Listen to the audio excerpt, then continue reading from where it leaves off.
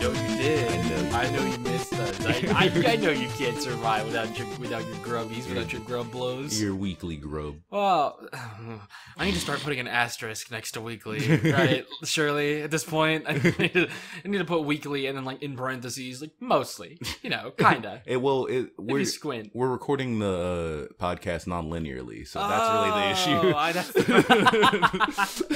issue. Welcome everybody, one and all, back to the GrubCast. Yay. Welcome. We're gonna do some epic, sick, awesome Homestuck things. But before we do Homestuck, fuck you.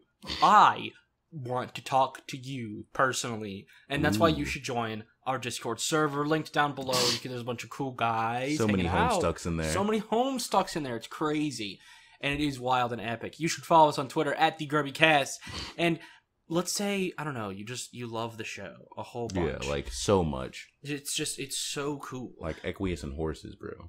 And well, the way you can do that is by giving us American currency. Ooh, love that. I want it. You should give it to me. You should give me money now. And the way you do that is by giving us money on Patreon. It's very epic and cool. If you give us $3 a month on Patreon, you'll get an epic Discord role, so that way you can lord your superiority over the common man. And if you give us $5 a month, you get an even cooler Discord role, and you get access to all the episodes' artwork, including this lovely narrative prompt artwork on the screen right now. Is that a narrative prompt? Of our little cherub boys. It's pretty cool. And speaking of our patrons, our epic, lovely patrons. Yeah, let's shout them out. Let's talk about those. We have one $3 patron. Thank you so much, Notlama. And I would like to give a big shout out to our $5 patrons, Demon Girlfriend, Rohan Padmakumar, Leia Karaktooling. Wait, no, not Rohan. Rohan's a special boy. Demon Girlfriend, Leia, Carrick Tooling, Lizard King, Changeable Landscape, Ada, Blue Liz, Toby Classback Expert, My Homestuck Dante, and Mia Bowman. Yes. And the High Roller, the big boy, for $10 a month, goodness, is Rohan Padmakumar. That's crazy. Crazy shit. Technically, since we don't have a $10 tier, he just is in the $5 tier, but he's just giving us 10. Yeah, which is why I was confused there for a little bit. I was a little bit sad. Thank you all so much to all our lovely, epic, super cool patrons who are worth more as human beings and have more worth to society. Yeah. Thank you all very much. I appreciate it. Yeah, sorry, we don't make the rules, just a fact. Now, we need to talk about the fan art situation. Oh yeah, fan art because went wild. Harmony has sent in not one, not two. Oh, like 3 maybe? Not 3. Oh, huh. But 21 pieces of fan art. So we're not going to be going through all these. Because, fucking Christ. They're all on the screen right now. Look at them all. Whoa, there's so many. There's so many, but I would like to give a closer look to some of my favorites. Fan favorites. She did us as the Powerpuff Girls. I thought that one was really Look, there's me, there's you. Look at us. Oh, I love them. We got these big-ass eyeballs. They're so big. They're such big eyeballs. I love them. We're little Powerpuffs. There's me in like Caliborn's outfit. Looking so sinister. Which is beautiful. I'm about to cause mischief. I'm about to commit crimes. Look, there I am. It's crime time, said Molten as he looked in the camera. Oh, there's you. Elsa is a little cherub person. Oh, it's great. So cute. It's a little calliope. It's adorable.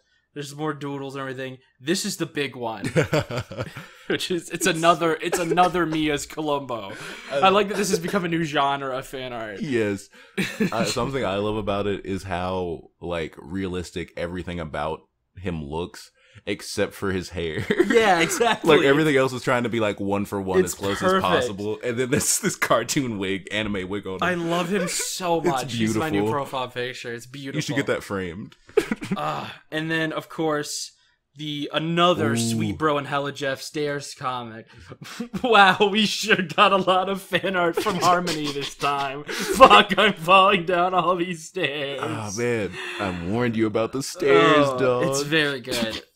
Thank you so much for all that art, Harmony. It is all great, and I appreciate it immensely. Yes, we love all the hard work people are putting in. It's beautiful. In terms of other fan art, Sunny Flower, the Discord server.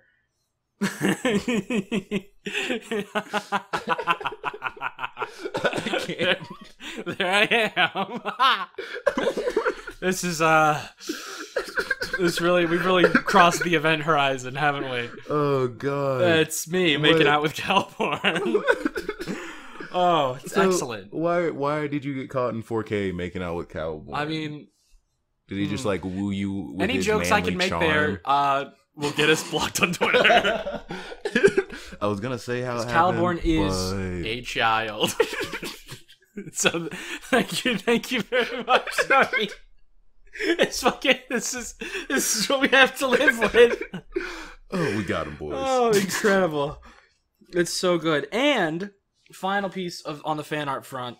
Oh yeah. Remy900 in our Discord server has put us in one panel of their beautiful fan venture on MSPFA called A Regular Day on Childcare, which is an adaptation of a Reddit post about which is a real thing. I might have mentioned it before to you, of a lady found out that her husband named their child Vriska based off of Homestuck. Oh yeah. And divorced him. Which specifically in it's mentioned in both in the comic and in real life. Like it's not just I liked Vriska the character, so I named my kid after her. It was specifically like Vriska is #my waifu and I love her, therefore I named my child after her. Oh my god! It's an adaptation of that, and we are in one panel as like a transition. Yeah, we just made a little cameo real quick. And the caption under it says like, "You talked to those people for a while. They have a great back and forth. Like they should start a show or something." And then it links directly to our YouTube channel. Which is fucking beautiful. Oh my god, I love that. So that little fan venture, it's pretty short. It's a little bite sized. You can read it in a couple minutes. I'll link that down below. It's pretty nice. Yeah, I want to know what happens to Vriska Jr. To baby Vriska. And that's it on the fan art front. Thank you all to everyone who sent fan art. If you want to send in fan art, there's a channel for it in the Discord server that you could join. Wow. Throw it in there. Thank you all so much. It is time for Homestuck. Time to get stuck. So we open up, and immediately this is the best thing of all time. And I'm happy, and everything is right with the world. Because we are Caliborn. It's time. It's here. It's time. We get to be Caliborn. It's so fucking good. Literally, I never want to be any other character ever again. I want the entire comic to be from the point of view of Caliborn. He's the main boy. It's we won. This is the win condition. So man, I agree with you that Caliborn is like super entertaining as a character. Like whenever he's on screen, it's a fun time. You better tread fucking lightly. Here, buddy. But I don't think he'd make the best main character. I disagree. That's proven by the fact of this section. You're fucking wrong. Die. This whole fucking section is beautiful. So Caliborn is in the medium. Yes. Specifically, his whole planet has been transferred into the medium through the black hole. That's his home. And is wiping the blood off of his hands. Just was like, yeah, my sister's dead. He's fuck like, yes. Fuck her, man. And fuck her fanfic, man. I'll just fucking... It all sucks. He gets to have his own Sylladex now, which is a luxury that he never knew he needed. Skaya specifically is still like all dark and cloudy. It's all clouded over, and you're like, damn, what is going on here? And it's also specifically mentioned that the only device he had in his Fernalia registry was the Cruxtruder. Yeah, that's the all only he thing got. He could deploy. Yeah, he opened the Cruxtruder and it just made a black hole. The Colonel Sprite was like, actually no, and then sucked up his entire planet. I will implode. So immediately things become incomprehensible.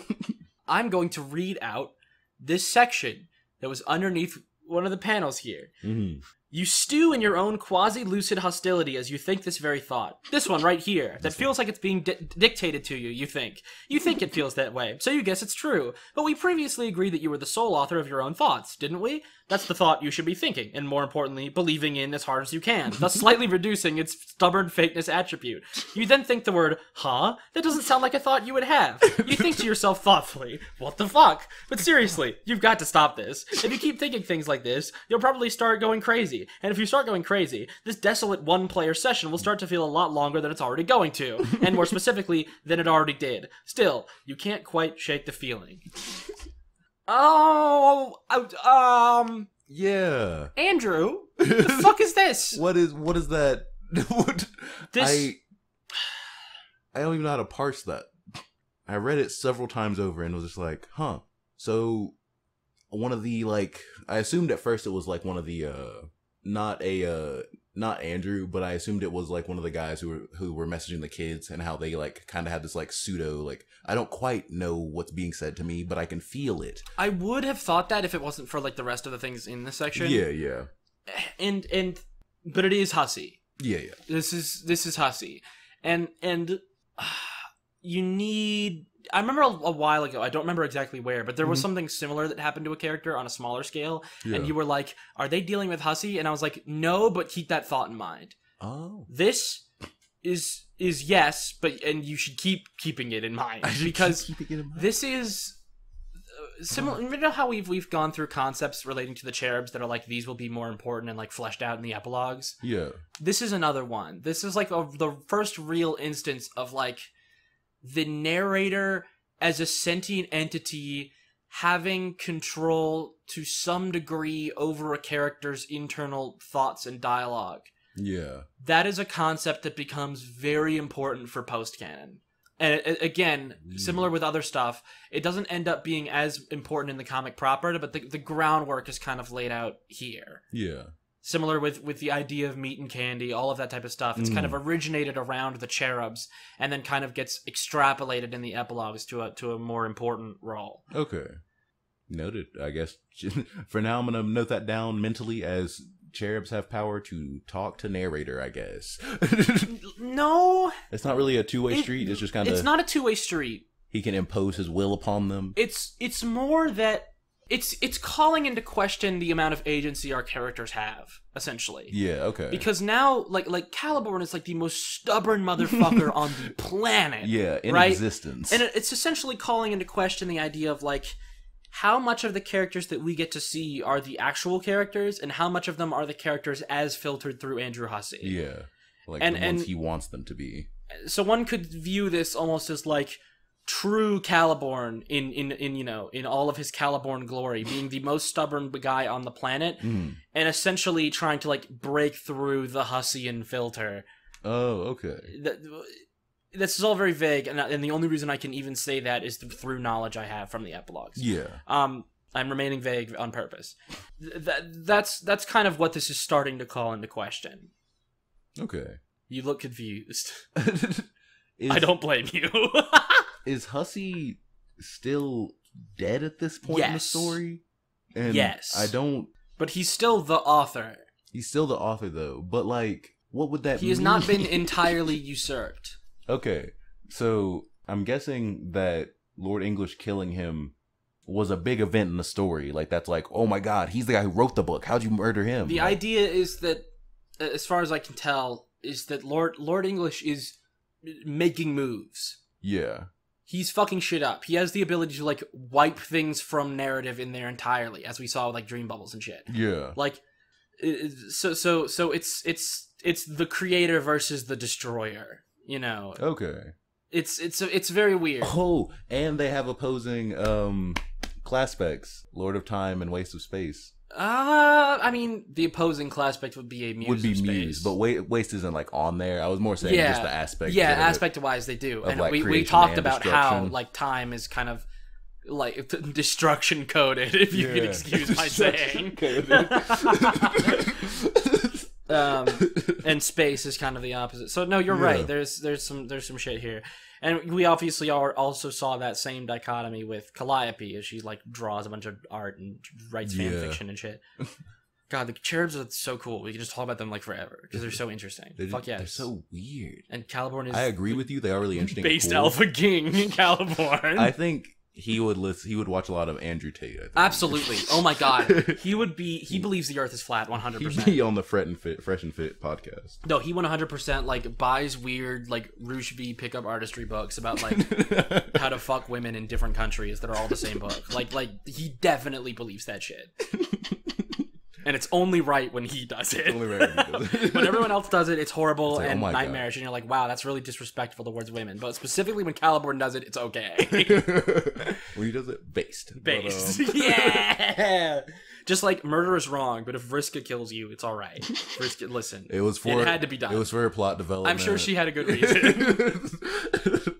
But, yeah, so, something that made me sad on the inside was while Caliborn is wandering towards his narrative prompt and interacting with that and trying to figure out what the heck his quest is, and he's also trying to speed run it. He's like, I don't give a fuck about what actual lessons I'm supposed to learn. I just want to get to the cool stuff. Yeah, how do I run Spur for GDQ? Like this is what I need to do. I hate seeing Gamzees get gunned down. I could feel a little clown part of my heart cry. He's all right. He's fine. He's all right. He's a tough guy. Yeah, at this point, you won't die if you get stabbed once, but it wasn't fun getting stabbed. No, he gets wow. He gets obliterated. He opens fire and then he goes back again. It's like multiple panels with sound. Of just Gamzee getting riddled with bullets, just turned into Swiss cheese. And then he was like, "All right, shooting's off the table. Let me bludgeon him to death. I'm gonna pull a Joker on him and beat him with a crowbar." Okay, hold on. We're getting ahead of ourselves here. So Roxy tries to message him, and it's like, "Haha, that's crazy. Yeah. I sure don't like you as much as I like your sister Calliope." And then he's like, Lamau, she's like, fucking dead, that's bro. Hilarious, Yo, I killed the fuck out of her. Yo, I killed that child so hard. But yeah, it's mostly just like Roxy being like, I'm with my friends and I'm happy. I hope you're okay. He's not okay. Like, no, she's not okay. Not she's okay at all. Big dead. And actually, I'm enjoying it. Yeah, I'm super thrilled about the fact that my sister's dead and that I killed her. And I text in this color because it's her blood. Yeah. God, that's so metal. That's so metal. Awesome. Edgy as hell. Caliborn is Shadow the Hedgehog, confirmed. Fan artists go! Fan artists go! Make Caliborn Shadow. Make him Shadow. I want him. He has a gun already. Put him in Shadow the Hedgehog. Yeah. It'll be so fucking good. Someone mod Sonic Frontiers to fucking. Yeah, yo, Caliborn in Sonic Frontiers. Fuck yes. He just runs up on you with imagine a fully automatic Caliborn rifle. shooting the shit out of Gamzee with Find Your Flame, just like blasting in the background. Oh, that'd be so good. Yeah, Gamzee, he just gets bodied. He just gets completely bodied over and over. I mean, like, part of me wonders if Gamzee went bungo mode. Yeah. Could he have taken Caliborn in this state? This isn't full power Caliborn. No, not by any means. And this is just a kid with a gun. This is just a guy with a gun. Like, you could take him. Yeah, but like, no, Gamzee's specifically here to like be his guide. Yeah. Like, I'm here to nurture you and help you through these hardships. Mm. That's so great and cool of me. And then Caliborn's would so die. Kind. Here, I got a gift for you. It's horrifying. So you had said that at some point in the comic, Gamzee will do a thing and will stop being the same character after that point. Is this like, are we past that already? We've kind of passed that. Okay, cool. Gamzee at this point is more of a narrative device than a character. Yeah, he's essentially like a dementia patient that like is like occasionally just dropping things for our players to be like, oh, here's the item you need for the next thing. This will be important later. It's one of the, but I don't know where I am, and I'm a clown. It makes sense. It makes sense, but it's we've lost some character here for sure. Like this is because this Gamzee is like barely even a character like at all. Like I feel like you could replace him with like, I guess he still has like his quirky mannerisms at best. At this point, Gamzee is similar to the Condesce. Gamzee exists as a vessel for Lord English's wishes and desires to be imposed upon the world. Yes, okay. Which makes sense, as a place for his character to go because of, I mean, like let's trace it. He's, constantly growing up. He's like, I'm going to be a subjugator. I'm going to be a cool clown boy. Yeah. And then he's like he's a fun high guy. Yeah. And then super chill through clown. through the combination of not being able to be high anymore and also the blasphemy on his religion, he goes through Murderstock, and then he talks to Doc Scratch, which we see in Cascade. Yeah. Learns about the Mirthful Messiahs and that they are Doc Scratch and Lord English. Yeah, and that also just... And so, because of that, he's like, my religion is real and my God is asking me to do shit, which is what has led us to this portion. This is essentially Gamzee following through on what was established in Cascade. Yeah. So, like, it all makes sense, and I don't even really mind it that much. It just is another reminder of, like, well... There's a Gamzee, I guess. He's here. He'll keep doing whatever. He'll keep popping up and doing some stuff. Whatever the boss man wants. He can't really die because Lord English needs him around. But like this is like a completely different character. Yeah, this is a completely different person. His everything that his development into this new character makes perfect sense. Yeah, but it is a completely different one, and it's not one that I particularly like as much. Yeah, no, it tracks, but because of such, he's lost everything that made him like fun, I guess. Everything that made him uniquely Gamzee's, other than just being clown themed. Because even Murderstruck Gamzee still feels like Gamzee. He still feels, he's still like making a joke of all horrified. Of it. He's just scary now. But this just feels like essentially just like it feels like an NPC. Like Gamzee's become a real quest giver. Yeah, like oh man, it hurts. But it's nice. It's nice to know that your favorite character has essentially been immortalized and will never die ever. Yeah, I don't have to worry about him getting hurt. Yeah. I just got to worry about him killing other characters I like, which is okay. I don't think he plans on doing that anymore. He's just kind of he's just kind of wandering around. I mean, we got to see a little bit of like technically Murderstruck Gamzee in Kurlaz's little secret because he talks to him because that's why Gamzee isn't talking anymore. It's because he took the vow of silence from Kurlaz, so that Kurlaz could talk. So we essentially see, like, the last moments of, like, Murderstruck Gamzee before he takes the vow of silence and dons the God tier outfit. Yeah, which is not a God tier outfit. No, it's completely fake. Just a costume he found. All of this is just, like, Purple Bloods being really strong. Yeah, Purple Bloods are strong enough to survive, like, 100 gunshot wounds. Like, literally, every clip you have, you could dump it into them and they're fine. They're fine. They won't even really... It looks like it hurt, but he doesn't look like painful. It doesn't look like that's gonna stop him. Alright, so Caliborn is, like, being narrated here. And he has another, like, brain fight with Hussey before he finds the narrative prompt. And as far as I can tell, this machine is the physical representation of the comic within the universe. Yeah. The caption thing that he's, like, typing into is, like, all of the caption text below the panels. All of the TV screens are the panels. Yeah, it's like how Bilious Slick represents their universe, but still exists as an entity. Yeah. This is the comic within itself. Exactly. It's a physical representation of such. And this is so awesome conceptually. And even kind of in its execution. Really cool. Yeah. Why is it here? Why is it on this planet? That is an amazing question. Oh, yeah, because they're on... Well, there wasn't a comic on Earth. We have to assume that the narrative prompt... No, because, yeah, this is Earth. They talk about it in this conversation. They're on Earth. The Statue of Liberty. Hussey confirms in the conversation with Caliborn, this is Earth. Which Earth, it's not clear. And, like, I guess this was just always on his planet, somehow. Just has been It doesn't have to do with the medium. No. Like, maybe it gets explained later and I'll notice it, like, now that we're taking close notes, but, like, I don't know. Yeah. Maybe Corey. Maybe Corey has a super secret special reason. One of our fans, listeners, or geniuses and want to explain to us in the comments, we would appreciate it. But, like, as it stands right now, like, I don't know why this is here, like, mechanically within universe, like, what... Like, why has led to this? Why is it on Earth and just chilling here? This is going to be my biggest problem with a lot of things going forward. Yeah. We're going to fall into a weird habit both in Act 6 and the epilogues, and maybe Homestuck Squared. I'm not sure. I haven't read that yet.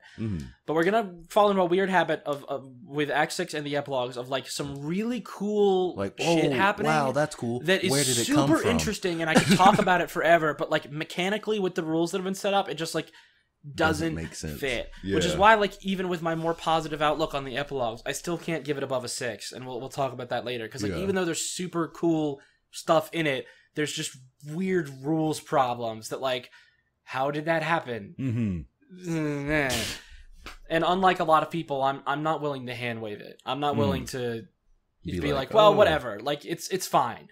It's like, no, these are important. The rules here are important. They're what give us narrative stakes, and if you're willing to break them for an idea you think is cool, that needs to be called out. It doesn't make the idea any less cool. Yeah. Right? But it does make it... It make it concerning. Like, it affects the, I guess, written integrity. Yeah, like, what this says to me is that, like, the comic can just put meta shit in anywhere at any time. And that makes it impossible for any living being to give a fuck. And, like...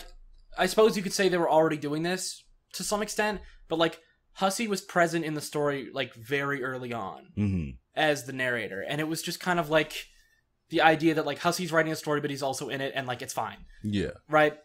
It was one of those things where you don't have to think about it, just because it was already established that way. I don't know how it would have gotten that way, but it is, and it remains consistent with that. But this is now a completely new element that's been thrown in fucking 5,000 pages into it.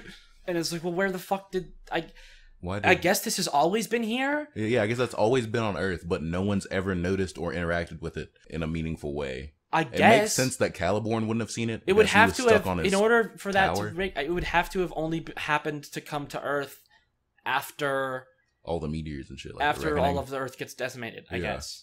Maybe it was on a meteor. I don't know, but like, why would it be there? Well, why would it be there? So I don't know. Maybe it genuinely does get explained. And now that we're taking full notes, you know, for like the show, maybe I'll notice something new. But my bet.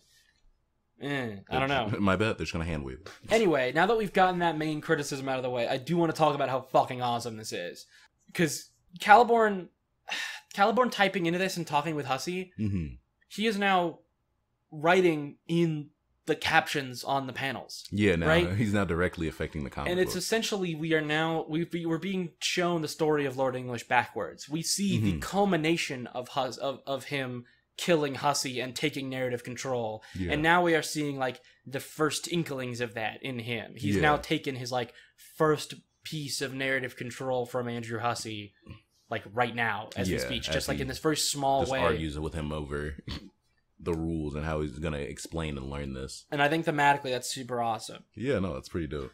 Okay, so we have a lot of things to talk about with what Hussey talks about. So this is a very long conversation with Hussey. Yeah. But it's fucking awesome. It's really funny. The main two things that he talks about here are Gamzee and the information on the like single player session. Which do you want to do first? Let's talk about my boy G-Man. We'll talk about G-Man. What are you feeling about a lot of the shit that Hussey's made known here about G-Man? I guess for me, I may be missing something, but for me, I think it's just like he just explains like, oh yeah, this guy is gonna be your guide. You should be nice to him. Like don't beat him senseless, please. It's some very specific shit. It's the idea that Andrew Hussey does not know what Gamzee is doing. Yeah, he doesn't understand his purpose. That's like the most important part of this, is that it establishes like firmly, like Andrew Hussey's like, I don't know what the fuck Gamzee's here for. Like, he wants to be your guy, but I only know that because I'm looking at him right now, and very clearly he wants to be your guy. Like, I don't know his greater goals. I don't understand like where he's been or what he's been up to. Yeah, I am no longer in control of Gamzee. I guess mentally I had more seen that as like a throwaway line of like, yeah, I don't know what he's doing here. Like the fucking clown's doing clown shit, but he obviously wants to help you on your path, and he is going to be of use at some point, right? It cements more the idea of like what most of what this whole session is this whole section is like showing like the first vestiges of like Lord English taking control, and this continues to reaching the god like tier. pound that in. It's like the idea that, you know, in the past, Lord English has now killed Andrew Hussey, taken more control over the narrative, and now Gamzee is working for him. So now Gamzee is also operating under the directions of Lord English, which is inherently outside of the knowledge of Andrew Hussey. Yeah. Which is a big flex. Not yeah, gonna it lie. is a massive flex. So basically, Lord English has now sent Gamzee as his servant to go, like, help Caliborn become him. Okay. All right. Oh, now we're in a place I understand. This is the fucking time loop. It's the shit time from loop the here. beginning. It's the time loop. Yeah. Now I got So it's you. like, all right, Okay. now Gamzee is going to help you become me because I'm a big green boy. I'm like the Hulk. I'm gonna train you on how to become God by talking to this clown. How to ascend and be cool, and it'll be hype. You'll be great. You'll kill a bunch of people. You'll love it. And also, he has the crowbar. Yeah, I don't know why he has. I can't remember juju. which dude. I think it's already been. I don't remember if it happens a little bit later, but the crowbar has been retconned to be a juju. I remember that happening. What? Do you remember the name of the guy who this belongs to? Like number 7. Crowbar. That's his name. Crowbar. Yes. There's a bit in Friendsim 2 that I like, where Doc Scratch beats the shit out of you with the crowbar, and that is a really awesome moment. But it would be cooler if Doc Scratch just like snapped his fingers and was like, "Crowbar, fucking get him!" I would have loved in Friendship 2 to see Crowbar of the Fell just try and kick the shit out of you with his fucking crowbar. It would have been so cool. But yeah, Crowbar has the crowbar. Yeah, but it's a juju, so there can only be one at any point in all of causality, right? At any given point in time, I think. Yeah. It's not like alternate. Like okay, Dave makes a time clone or whatever, right? There would still be a Cal in both timelines. Okay. It's unclear. It's unclear. Okay. All right. It's possible. It's because I know like I think it's just that you can't have more than one like in one. Like let's say Dave Sprite brought Cal Sprite with him when he transferred back somehow. Let's say he figured out a way to do it, right? Something would have to happen to Cal Sprite because now there's 2 of the juju in one time point. It seems as though the destroying thing doesn't necessarily have to be to like complete destruction. It seems more that it can't interact with the main plot. It has to be removed from narrative relevance. Yeah, it needs to be thrown outside of the story for all intents and purposes. Okay. So I guess it's just like an extension of the rules of the Alpha timeline, because the whole idea of the Alpha timeline was already like governed by narrative. Yeah, what is happening in the story. Yeah, okay. Which is pretty cool. I wonder, there aren't too many, like, Dave's the only real time guy, so I'm not too worried about Caliborn getting that crowbar. He does a number on the narrative prompt, but that also doesn't seem to be time magic, so it doesn't really fuck up too bad, just shakes things. While a lot of the meta stuff is really cool and interesting, it's part of why I don't necessarily blame people that like really only like X 1 through 5, because there is definitely an elegance to just not having it be involved. Yeah, you know what I mean. I can see how it complicates a lot of shit kind of unnecessarily. So if you're someone who like isn't really into it, then this type of like meta stuff becomes only more and more important. Yeah, and that just if you don't like which that I like from the beginning, you're going to just be slogging. I view it as this. More of a side grade than an inherent upgrade or downgrade. Than horizontal. It's a lateral movement. But if you're someone who isn't into it, that's probably what leads to a lot of the like.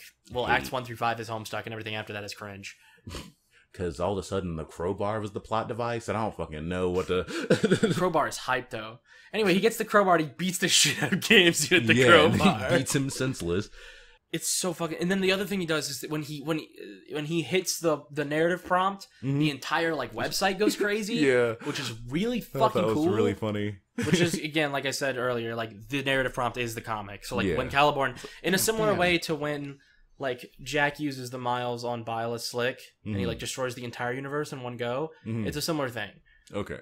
You know, I'm hitting this, and so the entire comic is getting fucked because of it. So if he blew this up in-universe, the comic ceases to exist. If he just, like, you know, just fucking blew it up with a bomb. It'd be like, well, that's not only our Homestuck's universe, gone. But the... I guess, theoretically, if, you know, Homestuck was real... Theoretically, this would mean that it had never existed, and we would never remember reading it. But yeah, you know what I mean. We'd have a podcast where we just kind of sit in silence. Well, like our podcast, like the entire universe would just be like retcon to it having never happened. Oh, okay. So I guess we just wouldn't have started it. Like, yeah. We wouldn't be micro celebrities. We wouldn't have our immense fame and wealth. Yes, GrubCast. so much money. Really laughing it up. Power. Yes. I can't wait to start lobbying politics for pro GrubCast policies. Oh god. Start bribing senators to vote our way. It'd be incredible. Are you a GrubCast lobbyist? A mandatory GrubCast in every home. Just constantly streaming in the background. Oh, it'd be beautiful. Have like a shrine of both of us. Everyone has to like pray to every morning. Oh my god. The mark of the beast is just the GrubCast logo. Just brand into your skin. Swear fealty to the GrubCast. Forget I said anything. This is never going to happen. Definitely not. No. The comic will never cease to exist. So after Caliborn essentially holds Hussey at crowbar point and is like, tell me shit. Give me the info. He starts talking about the nature of like a single player session. Yeah. He's been what's called a dead session, which is like an even specialer form of everything being fucked. Yeah, man. We've gone through every subcategory of fucked session so far. And now it seems like we're at the bottom. It's the bottom of the barrel here. The idea being, oh, you think you're so fucking good at video games that you can play by yourself? Fucking prove it, bitch. Do it. Yeah, it's literally that. It's Skaya throwing its massive cock on the table and being like, fucking do it, pussy. Figure it out. I'm gonna make this game impossible. Oh, is it too hard for you? I thought you were an epic pro gamer, huh? Maybe fucking someone should have had then. a party. That's most of what this is. I bet you wish you had a healer now, bitch.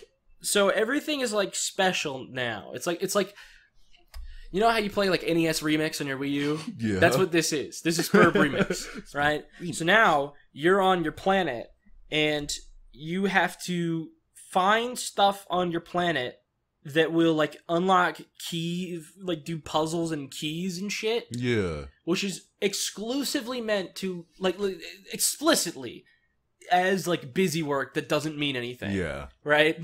It's like this was to waste your time and make everything unfun and awful. Yeah. Right? I took all the fun from the but game. Presumably, once you do all of that, Mm-hmm. something will happen, and then like the real session will start. And then he's like, "What is it?" And Hussey's like, "Fuck you, I'm not telling you." And he's like, "Oh, okay." Don't make a crowbar point all you want. I'm not telling you. When I say everything sucks, I mean like everything sucks. Yeah. Like it's designed to be really hard on a macro level, and also just in like small inconveniences, stuff like the trackpad mouse. Yeah, like it was hilarious. That mouse is a function of the fact that this is a dead session. Okay. Everything is just meant to be as annoying and tedious and awful as possible, including the fucking mouse. I can't really see from this angle. Yeah, I have to like stretch around and do like a weird thing with my neck, and I don't like it. And he's like, "Yeah, it sucks, doesn't it?" It sucks. Oh god, that's hilarious. And so we kind of end this intermission with Caliborn starting his quest. Here we go. Yeah, gotta go find the keys. God, I love Caliborn so much because he gets shit done. This is why I love him. This is why I love him. It's because even though he's like evil and horrible, right? He still has that like protagonist energy to him of like, I'm gonna go and accomplish my fucking goals. Okay, yeah, I will give you that. And it creates a character that's just super fun to like watch progress, even though he's like evil and horrible and nightmarish. The reasons you like Caliborn, have you ever seen the anime Yu Yu Hakusho? Not yet. It's pretty fun. I need to, but I just haven't ever gotten around to it. I'm too busy reading fucking Homestuck. Yeah, a lot of Homestuck. But I think there are some areas in which it's weak, but it's pretty good. I enjoy it. One of my favorites. But the main character, Yusuke, is just like a street tough delinquent who's always just a street tough maverick with nothing to lose, one could say. But he does have a heart of gold underneath his tough guy. Oh my god, exterior. He literally is Cameron Poe from Connor. Holy shit! Except like a dick almost. Like he's got that like I don't have a better way to phrase this, so pardon my French. He's got black Air Force energy. And that man, he will fight God if he had to. He would legit just box him if that's what it came to. And that's I think the reason I like him is because of that drive of just like, I don't give a fuck who it is, man. I'll do anything. Come at me, bitch. I'll throw hands with anybody. Oh, you got a super laser? I don't care. I mean, I've got these fists. In these this hands. conversation, Husky's like, your denizen is like the strongest, most scariest fucking nightmare. Yeah. And Caliborn's like, fucking let me at him, dog. I'll kick his ass. Like, that energy is very just entertaining to watch of just someone so driven. Like, even in this conversation, Hussey literally says, like, you know, your story would be an incredibly inspiring one were it not for, like, what your goals ultimately were. If it weren't for you being an evil piece of if shit. It weren't for you just being an evil nightmare prick, like, yours would be People very would inspiring. love you. And I love that. And we'll get to see, like, Caliborn go through a session, like, he gets shit done. It's fucking great. This is probably a spoilers question, so you don't have to answer it, but does he ever get a heart of gold and ultimately become the good guy of the story? No. If he did, I would hate it. Yeah. The fact that I still love Caliborn should show you that does not happen. No. Are you sure absolutely him and John don't like have like a talk no jutsu real quick? It becomes like the fucking Battlefront 2 campaign. Just like, wait, no, but in the end we're really the same, you and I, not so different. It's literally fucking Battlefront 2, Steven. Like, that's what happens in Battlefront 2. You play like the first 3 missions as an Empire character. Yeah. Because they're like, it's an Empire campaign. And like 3 missions in, you just talk to Luke, and Luke's like, that's like mean. You shouldn't be mean. And you're like, shit. Do. You're right, dog. And then the entire rest of the campaign, you're playing as a rebel. I never even thought about it that fucking way. Awful. It sucks. Not one time ever in my life as a criminal have I thought, man, other people are being hurt by my actions. The fuck? When they were screaming in pain and saying, don't kill my family, I just never like thought about it that much. Never really pondered these ideas. But when you say it like that... No, Caliborn thankfully is free from all such problems. Yeah, no, he remains an evil little shit till the very end of the comic, which is exactly what he should be. Yeah, I feel like if you want a good character like that, they should, if ever brought with an opposing force, man, this is another anime reference. Fucking, he looks like Cell. I think his name's like Meruem or like Neto something. He's a bug guy from Hunter x Hunter. And he has a moment where someone dies and he like was being evil and like actually just formed a bond with this person as like a rival. And he was like, oh shit, they just died. Maybe I am the bad guy. And he's like, no, fuck that. My strength is my resolve. Because I'm so strong, I am right. And I was fuck like, yes. damn. That's literally like what Caliborn does. Yeah, that's what you need. You just like, need to double down on it. If you came up with Caliborn and like proved with facts and logic mathematically. Like actually, you're for sure in the wrong. You're for sure incorrect here. He'd be like, no, I'm not. Fuck you. No, fuck that. Like, that's the energy my villains need. Yeah, exactly. It's like perfect. I love it. I love it so much. But yeah, next we got... And all of this has only been compounded by the fact that he's like 12. So he has like the immaturity and stubbornness of like a fucking child, which is just like compounded all of these things to be even worse. Mm-hmm. Everything in the universe has told me that I'm right, so I must be right. I wouldn't have gotten this far. But next up in the story, we have our buddy Suladin. Yeah. Oh my god. Equiux. No, aerosol sprite. Aerosol. It's time for S Act 6 Act 5. We get what is admittedly a very good joke. This like really Lord of the Rings ass music as we see like Jake on the rolling plains of his land. It's really funny. And Aerosol makes his way out and hits him with a double birds. Have 2 of these. Bam, bam. You know how my whole thing's like 2s, right? Well, boop. So, Jake is having some relationship problems. Mm-hmm.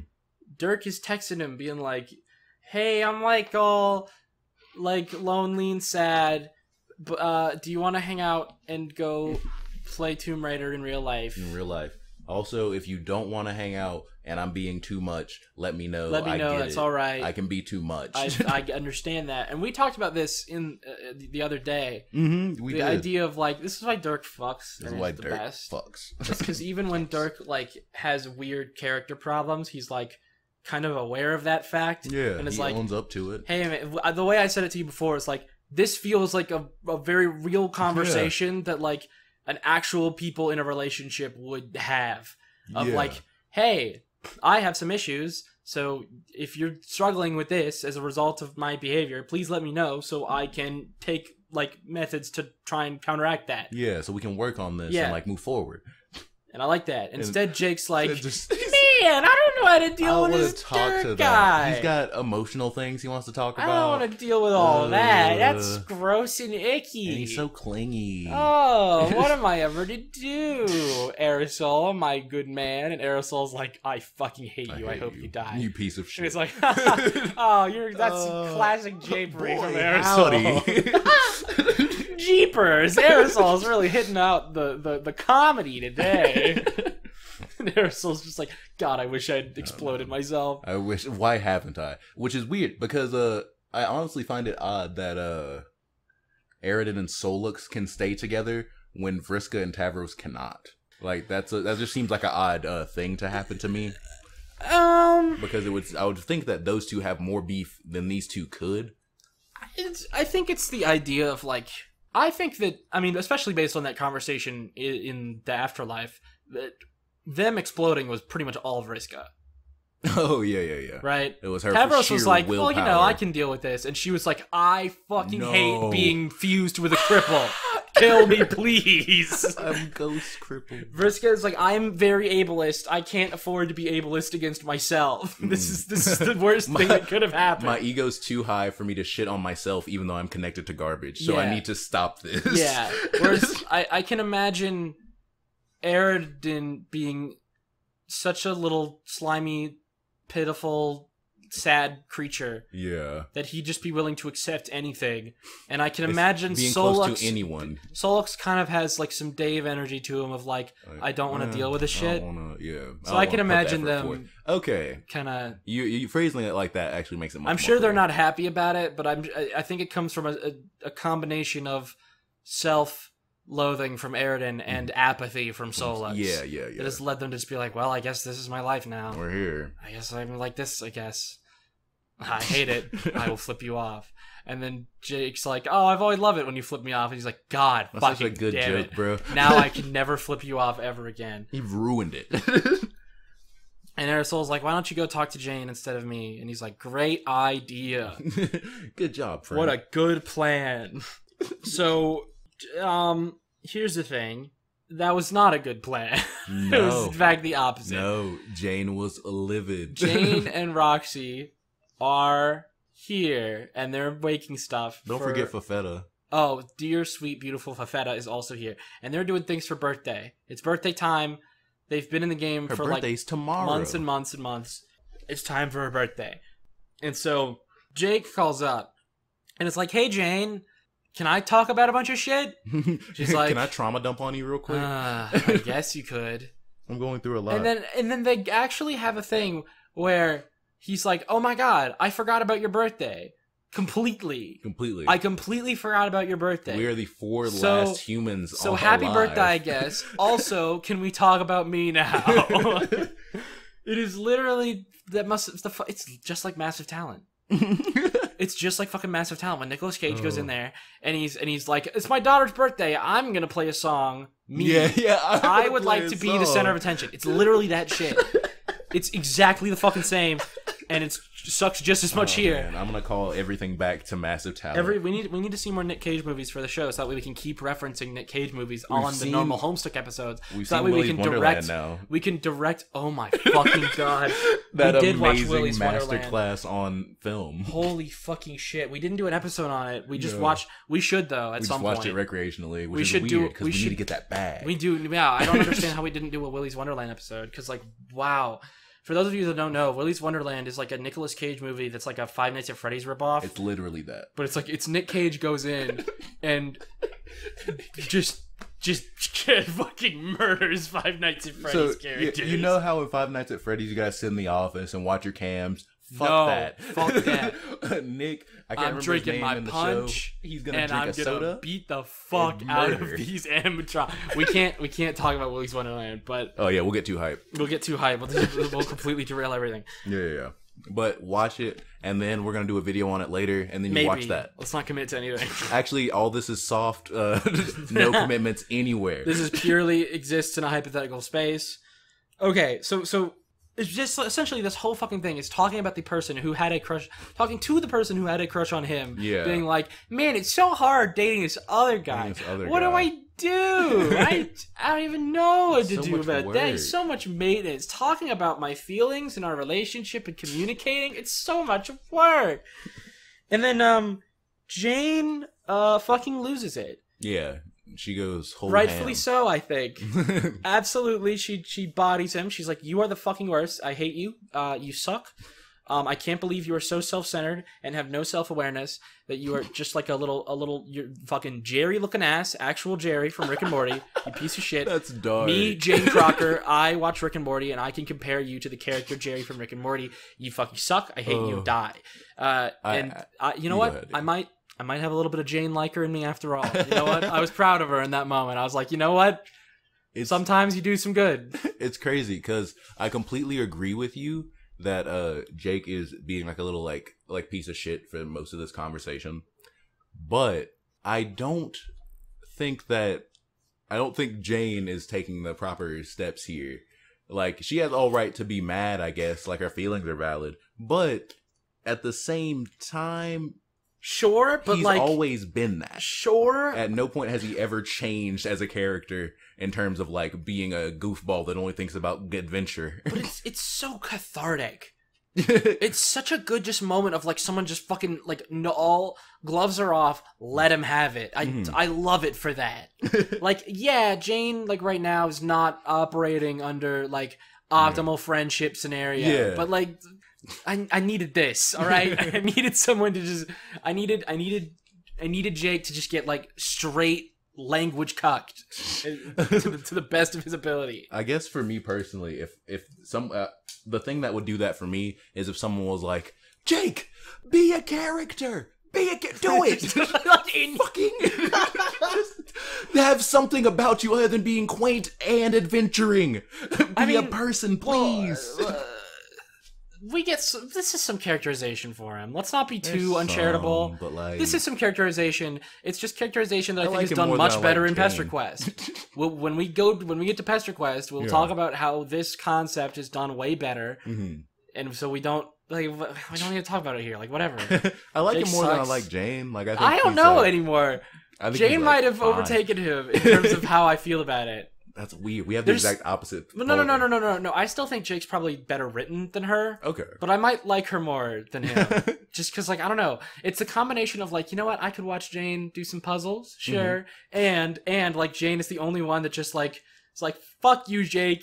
I hate you. And it's like, you know what? I can appreciate that. I can get on that train. Literally. Any day of the week. Everyone loves Jake. So, you know what? No, I might have a little bit of Jane liker in me. Deep down, I don't know. Maybe she pulled it out of me. And then she scampers away. Yeah, she does a sick last scamper, and then Roxy's like, "Man, I guess I'll do some more slice of life shit." Yeah. No, set up for the party. No, teleported in front of the fucking final boss. The Condis she's right in front of the fucking Condis. Fuck! Quite a fall, quite a tumble as she. I forgot that Caliborn has a whole conversation with Jade. Oh, yeah. Oh, my God. That conversation is wild. It is so fucking funny. He's like, yo, ma, you mad thick. And she's like, I am not fat. Stop saying that. Like, most of this conversation boils down to, like, you are fat and stupid. But that is okay, because I like that. Also, your dad is dead. Also, your dad's dead. Which is not true. No, he was just saying that because he knew it'd make her sad. Oh my god. I have a quote from it. This is Caliborn here. No, come on. Dumb bitch is another great compliment. In the same vein as that which I just described. It's a term of endearment. I used to talk about girls who, in my view, have managed to avoid being utterly beneath my personal acknowledgement. This isn't complicated. It isn't complicated. Think about it. It's so fucking good. He's fucking callous-plaining. It's just like worst possible thing that could happen to Jade at this moment. Literally. And having fucking Caliborn Cal-splain all your fucking how bad he's negging her and how that's a positive thing. It's so fucking strange. It's oh my god, Jane, this is you. Yeah. This is you. holy, it's just a circle. And then he goes on like for a fucking like 2 paragraphs about how in his artistic wisdom he's been able to create the circle. It's an illusion of a circle. It's an illusion of multiple I did a bunch points. of right angles. It's so fucking good. It's just like the worst thing. Oh god. Like Jane does not deserve this happening to her. No. But like it's so funny. She's going through so much today. God, Caliborn is just so fucking evil. Diamond's Droog is on Durst. Yes. Most of this section dude, is just confirming Dadbert is alive and well.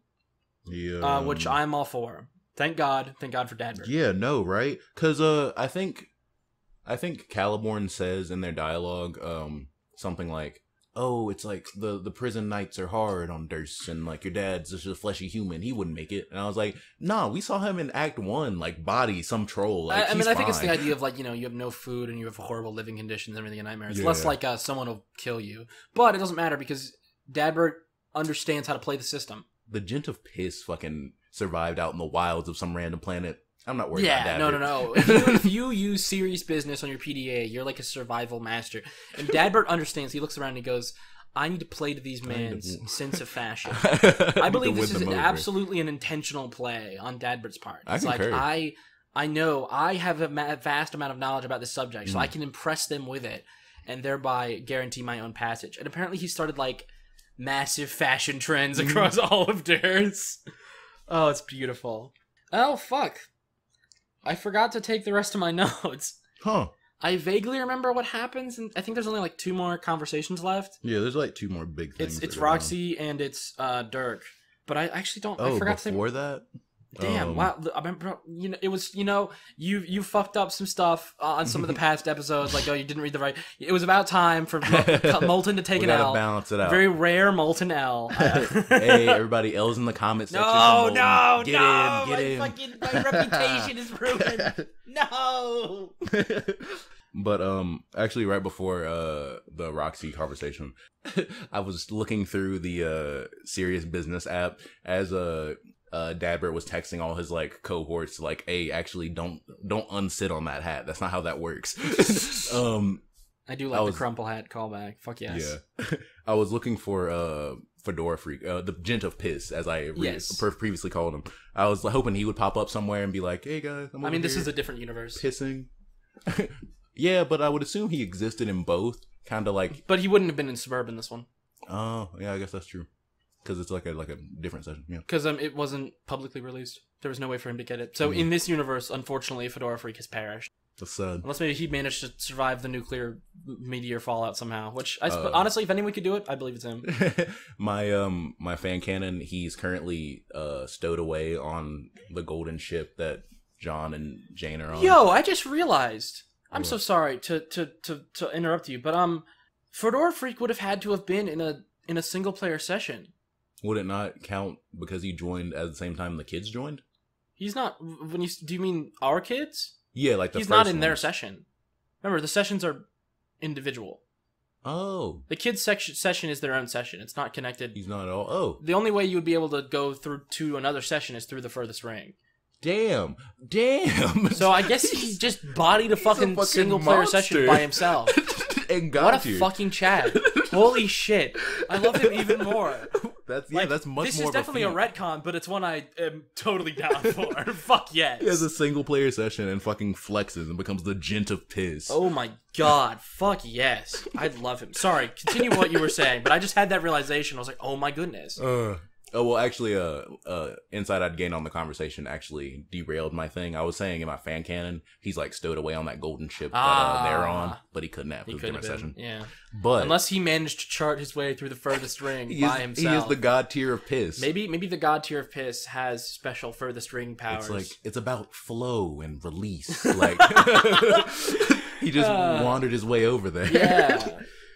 God, he heart of the cards his way through the furthest ring. My grandfather's deck has no pathetic cards. Oh my god. Incredible. And then and then we got the fanfic, the wizfic. Yeah, she has like this wizard fan fiction that's like about wizards being stuck in a bad wizard fan fiction. Harry Potter. Which at this point I have to assume that this is Hussey making a joke about the meta nature of the comic. You know what I mean? Yeah. I don't know. Through the view of like wizarding teens. Anyway, Roxy's sitting next to her Problem Sleuth reference window, and the window has the Firefly in it. Yeah, I can't remember. What did she name it? Serenity? Serenity is its actual name, but I think she gave it a name as well. Oh, she calls it like Twinkly Herbert. Yes, that's the name of the protagonist. Serenity is like the name that WV gave it, which means it's the OG and the best name. But Twinkly Herbert's pretty good. It's the name of her fanfic main character. Oh, interesting. Yeah, so she's getting like Morse code messages from Calliope through Twinkly Herbert, and Calliope's like, "You should fucking..." She also saw the crack. Is that like the scratch up there?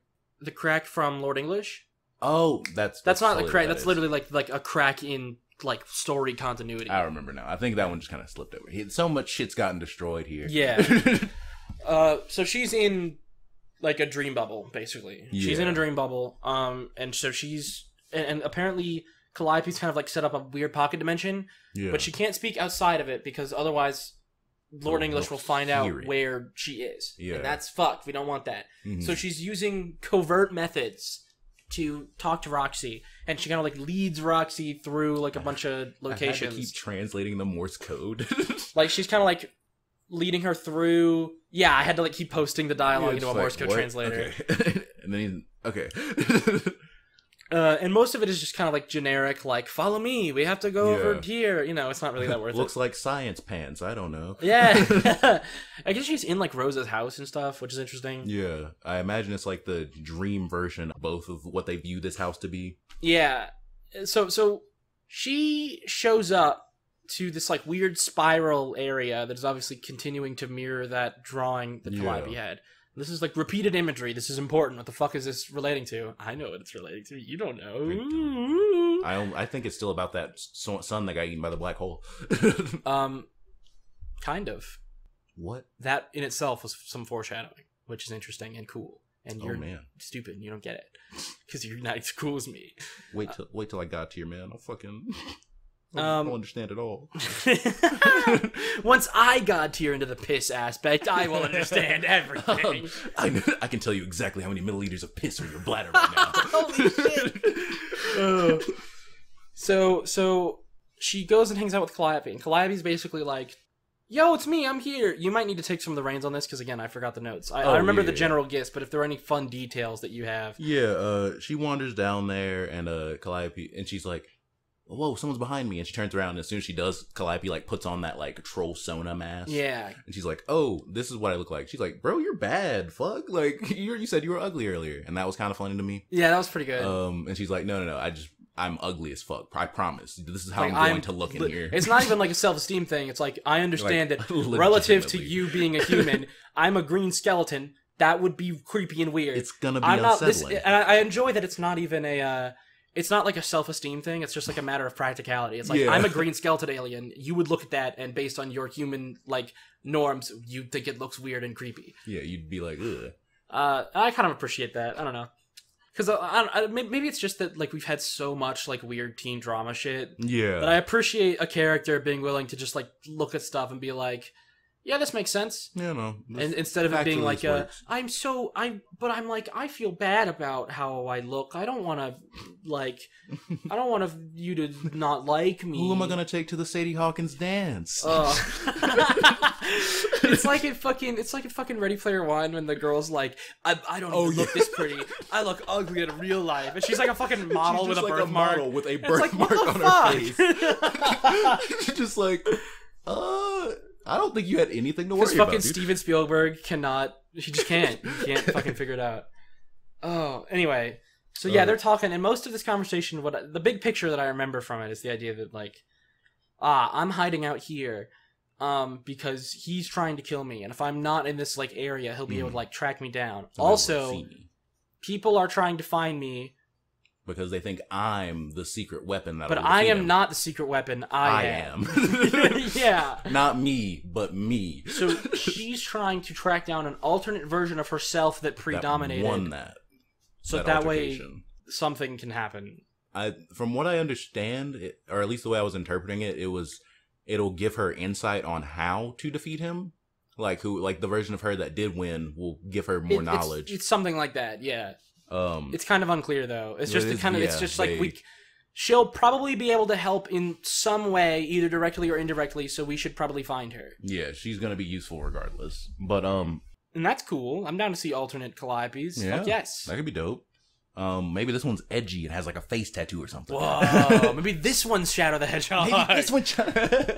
God, epic reincorporation and callback. God. Well done. Comedy achieved. Fuck yes, we're killing it. Triple S. But yeah. After that, Calliope's like, "Oh my god!" And she's like, "What's going on?" And Mom, Rose is there, and she's like, "A light player. A light player. Why don't you fucking gonna get me throw a rock at him? Why don't you? He'll know exactly where we are. Shout at him with a bunch of flashlights. What the hell?" Similar to if he had a perfect set of open back headphones, he'll get perfect directional audio, and he'll know exactly where to find me. This episode is brought to you today by. I'd shill Raycons if they gave me money. Oh, bro. Dog, for sure.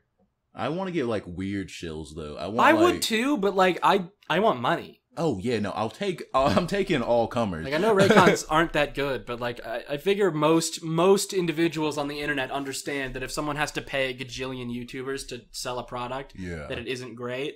Like, I have no problem with that. I'm like, yeah, YouTubers got to make their money. Mm-hmm. Like, I'm not gonna buy anything they're shilling, but like, that's fine. I don't have a problem that they're shilling it. I will absolutely shill subpar products to our audience, just so you all know. But if you ask me from any point after the contract, I love it and would never question anything about it. I mean, didn't we make a joke about that in like a really early episode? Probably. Like, Raid Shadow Legends sucks ass, terrible. Shadow. Unless they pay us money, then it's a great game, and I would recommend it to everyone. Man. We did a callback across episodes. That's so crazy. We're nutty. Our continuity's wild. Yeah, no, get that bag, bro. Absolutely. But like, I want like something super weird, like fucking a unicycle repair kit wants to fucking. Like, hey yo, I saw the episode 15. I love you guys. If you could just if you could try to sell my incredibly specific product like to your very niche audience, maybe like one person will buy it. There's got to be like those circles are in two opposite rooms, fucking like different hemispheres. Like they do not talk to each other. But I guess we'll take it. Anyway, Rose is here, and that's a problem, so get the fuck out. Everyone out. Everybody out. Wake up, Powder. I said everyone out of my room now. Now. You should wake up now. Someone make low tier god as Caliborn. Oh my god, low tier god as Caliborn. That's so fucking good. But after everybody... I keep stomping, you keep coming back. I seal up all my cracks, you keep coming back. Why? Because you keep smelling the syrup. Fuck yes. Syrup. Oh, man. Oh, man. Caliborn would love low tier god. He would, absolutely. 100%. He'd buy merch. You should cull yourself. You should cull yourself. Now. So, this last conversation I like a lot. I think it's really interesting. Oh, after everybody wakes up, Roxy gets some gifts. Whatever. It might be important. Just I thought I'd bring it up. I want to talk about glasses. And she gets a thing from. Actually, I really do want to talk about that. But she gets the super blinged out secret file, and I'm very curious on what she asked of what the Condis asked of her. But that's just something I'm super. Oh yeah. She wakes up back on Durst, and she gives like, "You need to do something for me," and then she looks at it, and it Pulp Fictions, no. And then she's like, "That's fucking crazy. No one can do that. I'm never doing that. And we don't know what it is. And it's just gonna be another fucking thing that like didn't Jade do that? It's been so long since we saw Jade. It's been a while since we've seen Jade. But didn't Jade like do that when she talked to her like? Because our intermission was Caliborn instead of our guys. Mm-hmm. But it was also because. If it was our guys, we would have had a whole intermission with our guys, and then one flash animation, and then a whole other intermission with our guys. Yeah. Because Act 6, Act 3, or Act 6, Act 4 just was a fucking one animation. Mm-hmm. So, I don't know. I don't remember what you're talking about, I'm gonna be honest. Oh, there's like, I think Jade talks to her Dennison, and it like gives her the choice. And it's like, you gotta do this. And she's like, I can't do that. It's about how she picked up the planet to put him in her pocket. Yeah, they do. Yeah, it's That's a similar what it thing to that type of deal. And she was like, oh, I can't do that. And then eventually she figured it out. Parallels. Ooh. And later she puts... Then Club's Deuce shows up with the biggest hat ever, looking dapper as fuck. God, I love him. And he brings her dad's PDA, a thank you card from Club's Deuce, or your welcome card from Club's Deuce, and the ring that she puts on. But I assumed it wouldn't give her powers, but she's turning invisible now, which may be a void thing, but I don't know. Just things I'm putting into the ether. Yeah, it's unclear. Yeah. It might be a void thing, it might be a ring thing. Who knows? But yeah, our boy... Epic Lord of the Rings reference. Achieved. That is what the reference. Our boy... Alright, I want to talk about glasses. It's glasses time. We put this off for too long. This is like really good conversation. It's really good. This is a really good conversation. Outside of Caliborn shit, this is the best part of the section. It's great. So, it's essentially just Dirk and Lil Hal talking. Just chatting it up. Me and boys. And it's this back and forth about, like, you promised... If I helped you... You'd not class back, you'd put up... You'd put me in the Colonel Sprite, and I would get to, like, have a body and, like, do shit. Be my own person, yeah. And Dirk is kind of, like, scared of that. Yeah. This idea of, like, I don't believe that you wouldn't fuck me over. Like, you're dangerous. And he's felt that way from the beginning, which I never understood. Well, it comes from his, like...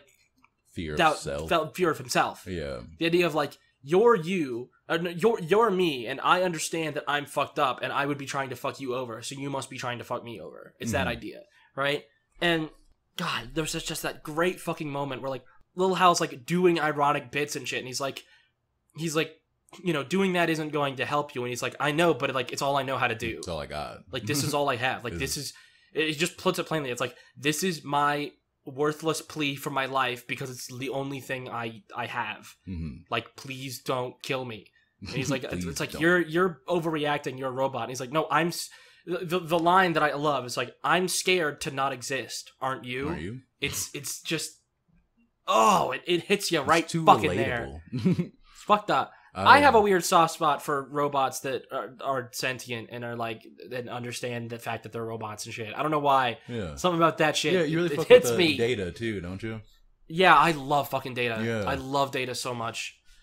But, I really like this conversation because to me it feels almost like the gold standard for what like the soul player's question is like that argument of like I don't know. I had a similar feeling back when Rose talked to Mr. Vanilla Milkshake, and it was that back and forth of like, oh, you're not asking the right questions. Here, why don't I ask questions? How that conversation that felt like perfectly the light moment. Yeah, that was the light conversation. Yeah. This feels like the heart conversation. Yes. It's like questions of self and like what it means to be alive, and if other splinters of yourself have the same worth that you do. Yeah. It's like like it's so and they really tear on that of like they constantly go back and forth, and Lil Hal's constantly just like, bro, if I am you, do I not have like the same worth and consideration that you have for yourself? Because we're the same guy.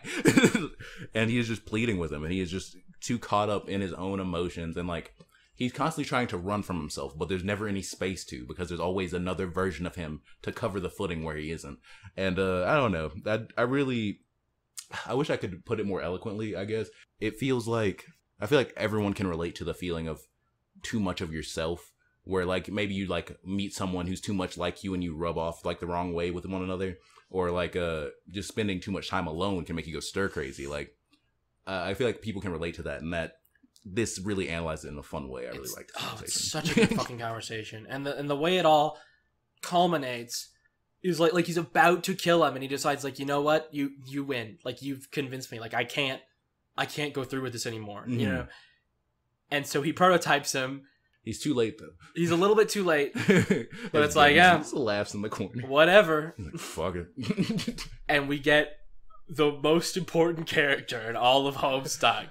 Halequius. Arqueous Sprite is what he's referred to as. Oh, AR. Arqueous Sprite. In S Ride. Yeah. And it makes you tear up a little, doesn't it? It makes you tear up. It's beautiful. It's beautiful. on so many levels. It's great. It's fucking hilarious. But also, I feel like Equius and AR would get along. Oh yeah, I think unironically, enjoy each other. Whereas like the other two like fusion sprites we've seen have just been like horrible abominations that hate it. I feel like AR Equius sprite. Oh, except for Fafetta. Fafetta's kind of chilling. Yeah, no, for sure. Fafetta's chilling, and AR Equius sprite, I think, is straight vibing. I think they really are enjoying this. This is perfect. Fucking Equius like loves robots and shit. Yeah. They both love horses. A bunch. And now like AR gets to be like an individual with like his own fucking body. Agency and everything. And he has the cracked shades. Fuck yes. We end this episode on S ride. It's fucking beautiful. It's just this really long, like endless loop of just horses and AR Quiz. It's so beautiful. Oh, it makes you cry.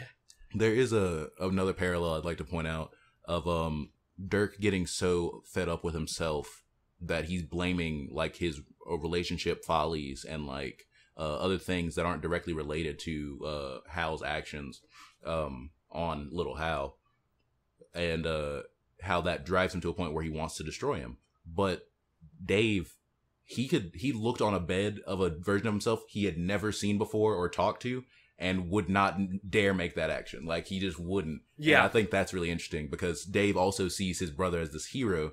And I guess maybe that could say something to the effect of, like, heroes need to be willing to make those choices, or at the very least, like, understand that. It's a very interesting contrast. It is a cool contrast where, to like, see. Dave looks at, like, a splinter of himself and is like, no, I'm not going... That's me. Yeah. That's my boy, and I would do anything for him. And whereas, Dirk has to be, like, talked out of that. Yeah. It's very interesting. Like, whoa. Because like if you would have told me that, like, honestly, just before this section, that Dirk like almost shatters little Hal, I wouldn't have believed it. Like, I wouldn't have thought that was something that character would be. And yet, like, in hindsight, it totally makes sense. In hindsight, like, you can see the build up to this point. Oh my god, I'm getting so tired of little Hal. I could see him slowly growing more and more annoyed. But yeah, it's just, I don't know. I really like this conversation. It plays also a little bit with the idea of, like, this is my creation. Like, surely I should just be able to turn it off. Like, it's my thing. I made it. But also coming to terms with the fact that, like, even though I made this thing, like, it's bigger than me now, and it's past my ability to make, like, decisions about it. Maybe like day 3 after I made Little Hal, I could turn him off and there wouldn't really be any repercussions. But like, I've let him live and like develop and become his own person for like 3 days. And at this point, like, he's a guy. Yeah, like, I would be killing a guy. He's now like it's grown past the point of like, I made a funny copy of my brain. He's not just like a thing I can delete. Yeah. I imagine, I have no idea, like, I don't have any, like, insight in this field, but I would imagine, a similar, feeling may happen to, like, parents to kids, of, like, oh, this is, like, my child, like, I gotta raise and protect it, but you also have to let it do its own thing and be its own person and make its choices that will be mistakes, but they're their mistakes. But yeah, I think that wraps it up. There you go, yeah. How do you feel about this whole section here? Honestly, I like it a lot. We're back on track. Yeah, honestly, we're back on track. It was a little rocky there with the Dancestors last time. But I told you last time, I was like, we're going to get to some good shit again. Don't worry. It's like, it's just like this section of the comic that's weirdly terrible. Yeah. But like I said it last time, don't worry. We're going to get back to the good shit. And we did. We're back on track. Yeah, no, this is good stuff. We're back on track. I enjoy this read-through much better than the Dancestor one. God, fuck those. Fucking hate them. But, yeah, no, this there was we a fun go. time. That's about it, everybody. Oh, my glasses are alive and they're talking to me right sentience. now. My glasses have gained sentience. They're becoming robots. What is my glasses saying? It's saying, oh wait, it is me. I am glasses. I am robot glasses. Why are they Russian? I don't know. Don't fucking judge him, bro. Holy shit, he just gained sentience. Holy shit, he was literally born 3 seconds ago. That is true. Also, if you are like me and are sentient, you should also follow GrubCast on Twitter @GrubCast and join the Discord server, and also give them human currency on patreon.com/GrubCast. Tell all my friends and family. Absolutely, or else I will send the fucking nukes. I'm a robot. Oh, okay. I can hack into the servers. I can hack the mainframe. I'll send the nukes after you, bro. You don't want to fuck with me. No, I do not want that. I was worried you were gonna make my glasses sentient. Oh shit! It's already happened. He pressed the button. I can hear the vibrations of the ground as the missiles are taking off in the air. Will GrubCast survive the nuclear winter? Oh, no, I doubt don't know. Find out next Next time week. on the GrubCast.